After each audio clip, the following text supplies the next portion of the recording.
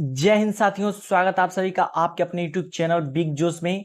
तो साथियों, उम्मीद करता हूं कि आप सभी स्वस्थ होंगे।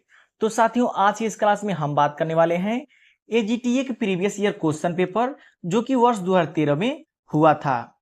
तो साथियों, इस वीडियो में दिए गए सभी प्रश्न बहुत ही इंपॉर्टेंट हैं।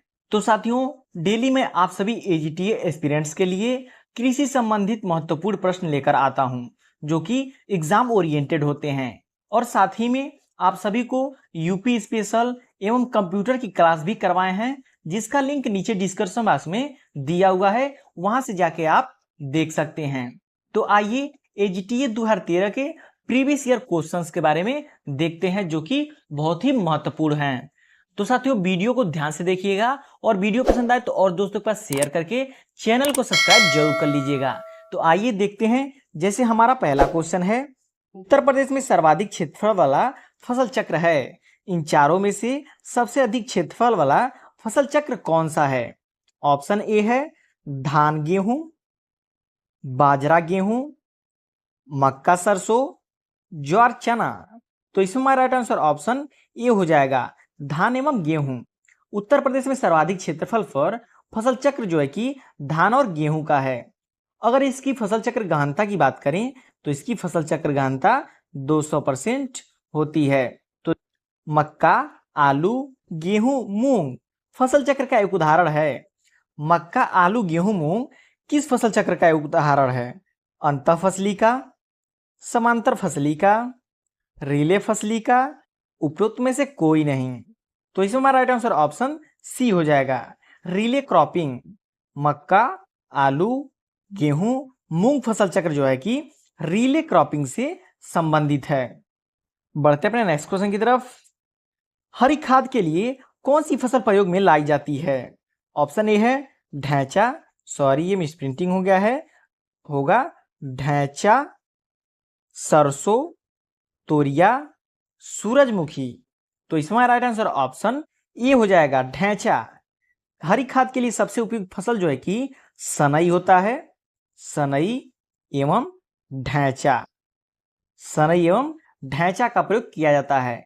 अगर बात करें ढैंचा, ढैंचा जो है कि 76 किलो, कितना 76 किलोग्राम प्रति हेक्टेयर के हिसाब से नाइट्रोजन उपलब्ध कराती है।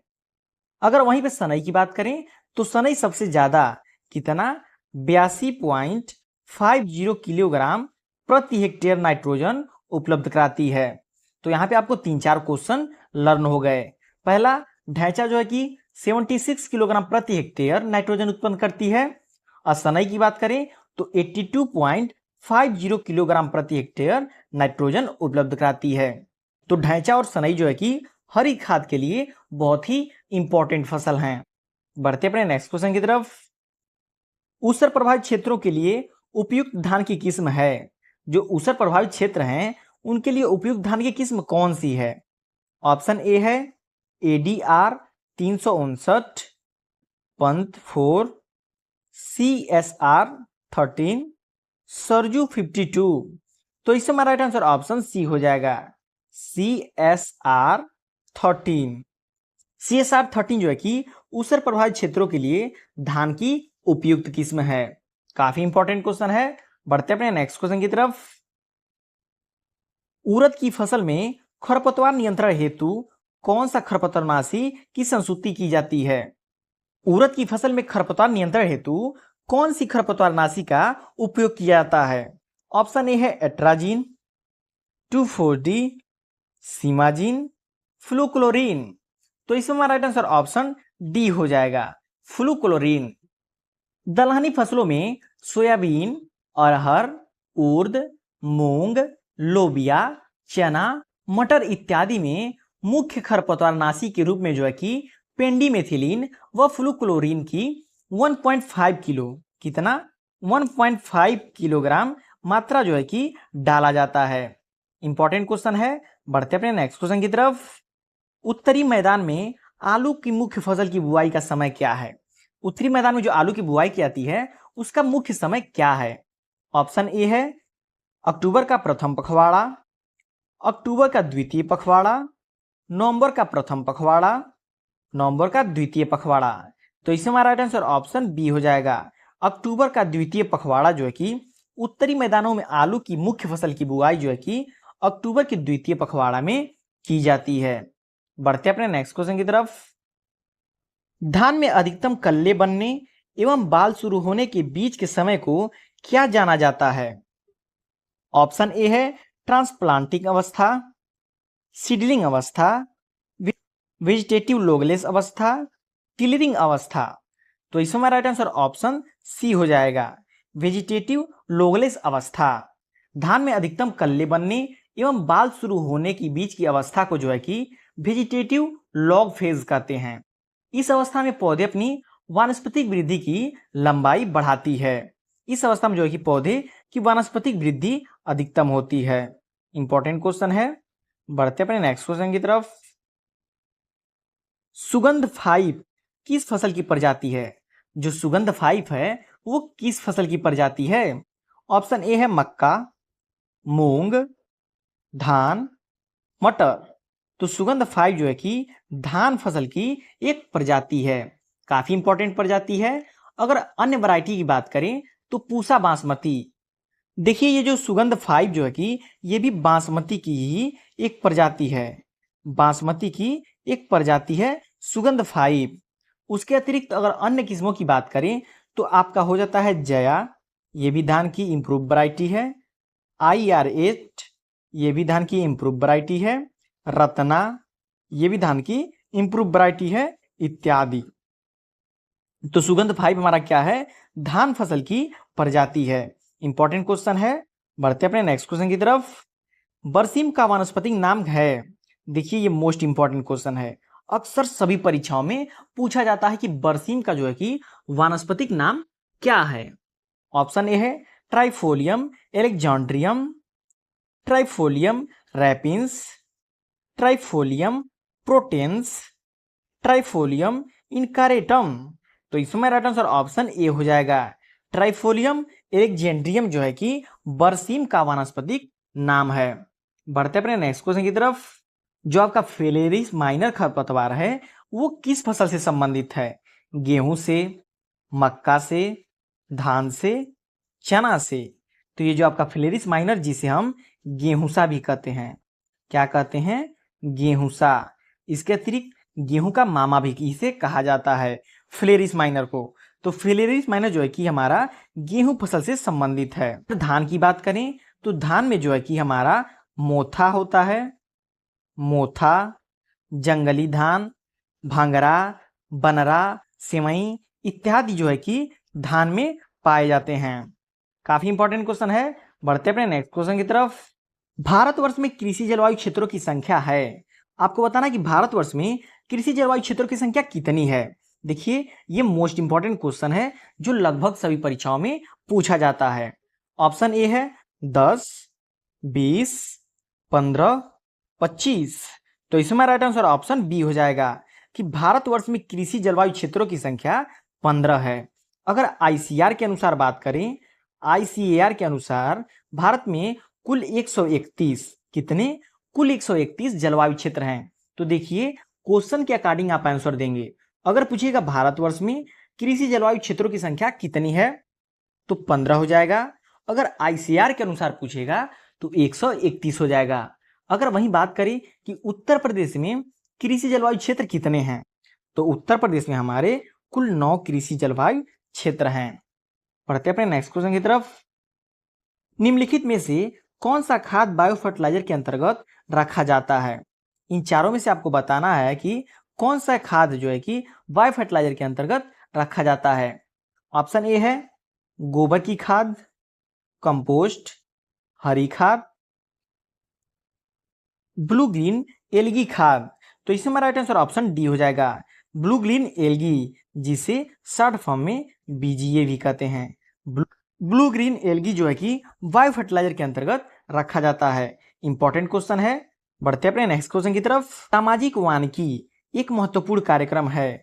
ऑप्शन ए है मनरेगा का, जवाहर रोजगार योजना का, IRDP का, IADP का। तो इसमें राइट आंसर ऑप्शन सी हो जाएगा, IRDP। IRDP का फुल फॉर्म क्या होता है? समग्र ग्रामीण विकास कार्यक्रम।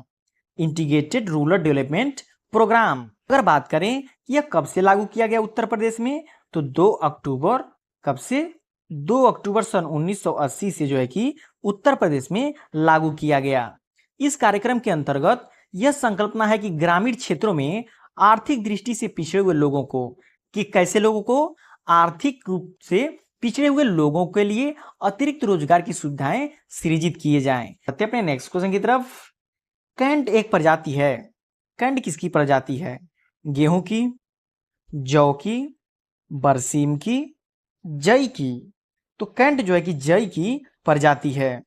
कैंट जो है कि जई की उत्तर प्रदेश के मैदानी एवं पर्वतीय क्षेत्रों में उगाने के लिए उपयुक्त किस्म है।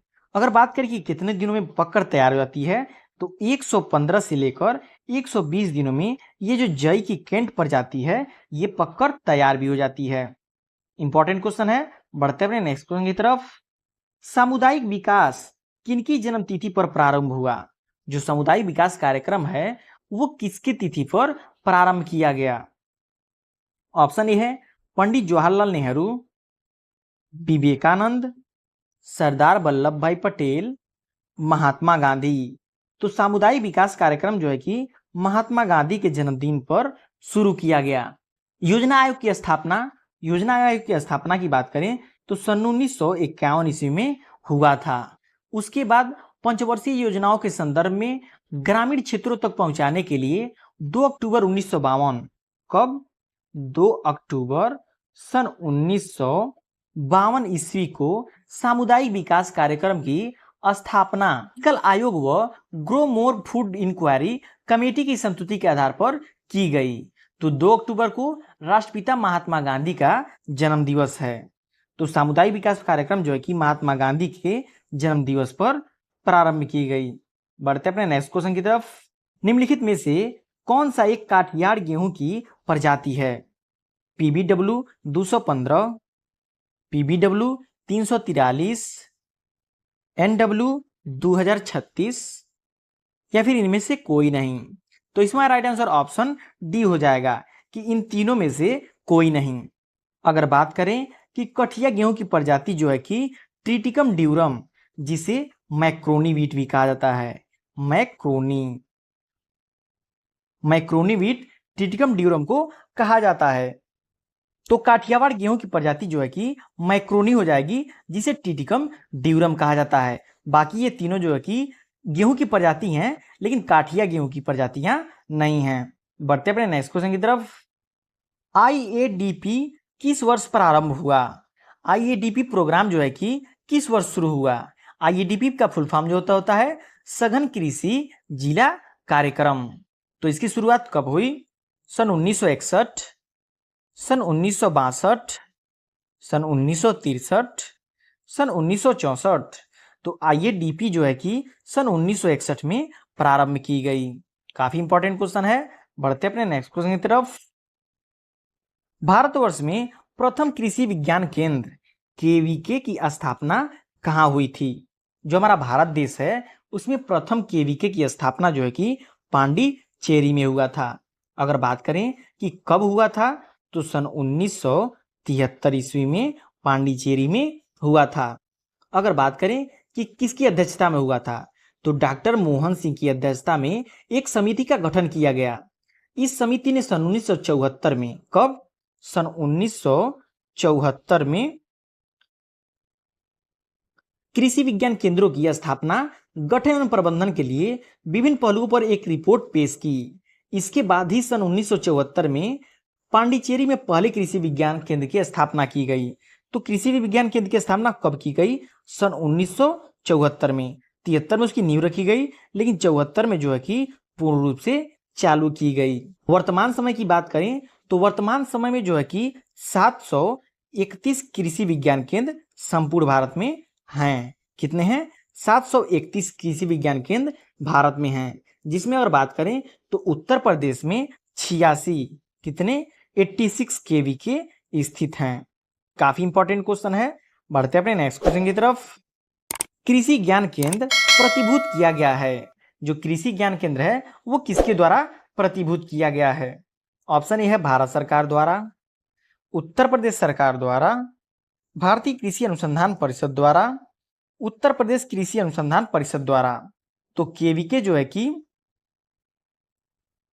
तो कृषि ज्ञान केंद्र जो है कि भारतीय कृषि अनुसंधान परिषद द्वारा प्रतिभूत किया गया है, इसलिए हमारा राइट आंसर ऑप्शन सी हो जाएगा, भारतीय कृषि अनुसंधान परिषद द्वारा। इनका प्रमुख उद्देश्य किसानों को वैज्ञानिक खेती हेतु प्रशिक्षण देना व युवा किसानों को शिक्षा देना है, तो इसलिए इसका नाम है कृषि ज्ञान केंद्र। नेक्स्ट क्वेश्चन है, भारतीय दलहन अनुसंधान संस्थान स्थित है। भारतीय दलहन अनुसंधान संस्थान कहाँ पे स्थित है? ऑप्शन ए है लखनऊ, कानपुर, जयपुर, जबलपुर। तो इसमें राइट आंसर ऑप्शन बी हो जाएगा, भारतीय दलहन अनुसंधान संस्थान जो है कि कानपुर में स्थित है। अगर बात करें लखनऊ में कि लखनऊ में क्या स्थित है, तो लखनऊ में भारतीय गन्ना अनुसंधान संस्थान स्थित है।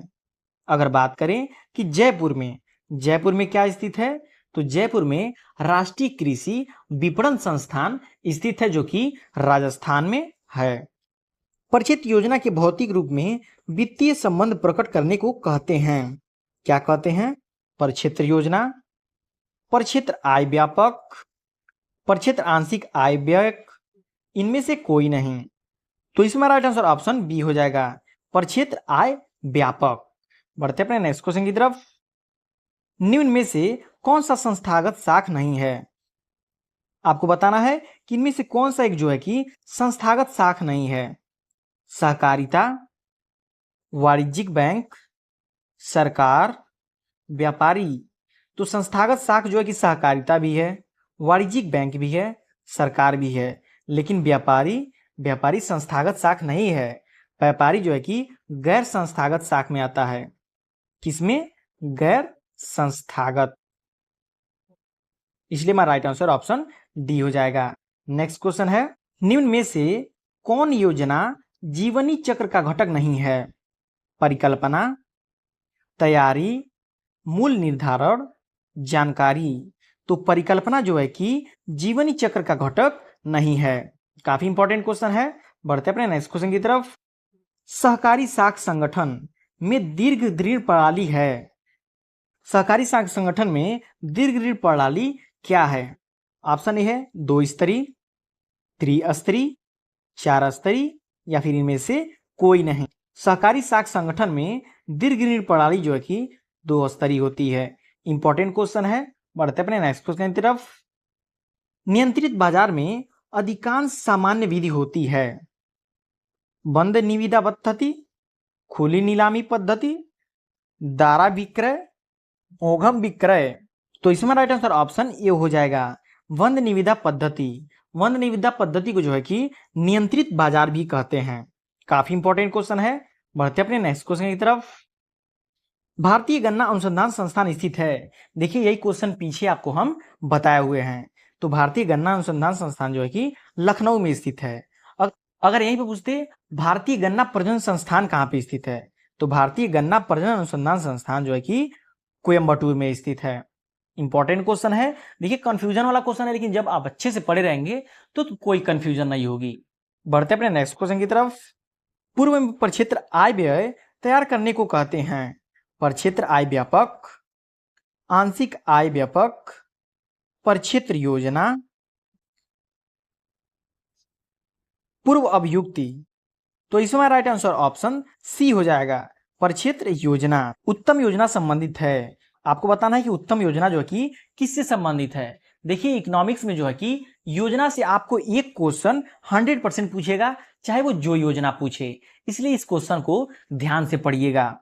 उत्तम योजना संबंधित है उद्देश्य तय करना, योजना नीति निर्धारित करना, भविष्य कार्यक्रम की प्रक्रिया निर्धारित करना, या फिर इनमें से सभी। तो इसमें राइट आंसर ऑप्शन डी हो जाएगा कि उत्तम योजना से तात्पर्य उद्देश्य तय करना, जिसके लिए योजना बनाना है, योजना को नीति निर्धारित करना, वो भविष्य के लिए कार्यक्रम की प्रक्रिया पहले निर्धारित चाहिए, तभी तक एक उत्तम योजना बनती है। इसलिए हमारा राइट आंसर ऑप्शन डी हो जाएगा। इंपॉर्टेंट क्वेश्चन है। बढ़ते अपने नेक्स्ट क्वेश्चन की तरफ। भारतवर्ष में फसल बीमा योजना प्रारंभ की गई। आपको बताना कि भारतवर्ष में फसल बीमा योजना कब प्रारंभ की गई। 1981 में, 1987 में, 1985 में, वर्ष 1992 में। तो भारतवर्ष में फसल बीमा योजना जो है कि वर्ष 1985 में चालू की गई। आगे चलकर इसमें बदलाव आते गए। वर्तमान समय में प्रधानमंत्री फसल बीमा योजना लागू है, जिसे माननीय प्रधानमंत्री नरेंद्र मोदी जी द्वारा कब 13 जनवरी सन 2016 को इस योजना का अनावरण किया गया। इसके तहत किसानों को खरीफ फसलों के लिए 2%, कितना 2%, एवं सभी रबी फसलों के लिए 1.5%, कितना 1.5% एक समान प्रीमियम का भुगतान किया जाना है। और बागानी और वाणिज्यिक फसलों के लिए प्रीमियम जो है कि 5% होगा। काफी इंपॉर्टेंट क्वेश्चन है। बढ़ते अपने नेक्स्ट क्वेश्चन की तरफ। केंद्रीय मृदा लवणता अनुसंधान संस्थान स्थित है। जो केंद्रीय मृदा लवणता अनुसंधान संस्थान है वो कहाँ पे स्थित है? ऑप्शन ए है लुधियाना, भोपाल, करनाल, नई दिल्ली। तो इसमें हमारा राइट आंसर ऑप्शन सी हो जाएगा। केंद्रीय मृदा लवणता अनुसंधान संस्थान जो है कि करनाल में स्थित है। बढ़ते अपने नेक्स्ट क्वेश्चन की तरफ। चावल अनुसंधान निदेशालय स्थित है। देखिए, चावल अनुसंधान निदेशालय कहाँ पे स्थित है? हैदराबाद में, कटक में, पटना में, या फिर उपरोक्त में से कोई नहीं। तो जब चावल अनुसंधान निदेशालय की बात करेगा तो ये हमारा हो जाएगा हैदराबाद में। यहीं पे पूछ दे कि राष्ट्रीय चावल अनुसंधान संस्थान कहाँ पे स्थित है, तो राष्ट्रीय की बात करेगा तो कटक हो जाएगा। अगर वहीं पूछेगा अंतर्राष्ट्रीय चावल अनुसंधान संस्थान कहाँ पे है, तो मनीला, फिलीपींस हो जाएगा। तो यहां से आपको 3 क्वेश्चन लर्न हो गए। बढ़ते अपने नेक्स्ट क्वेश्चन की तरफ। राष्ट्रीयकृत बैंकों के तत्वाधान में क्षेत्रीय ग्रामीण बैंकों की स्थापना का वर्ष था। जो क्षेत्रीय ग्रामीण बैंक थी उसकी स्थापना का वर्ष कौन सा था? 1972, 1973, 1974, 1975।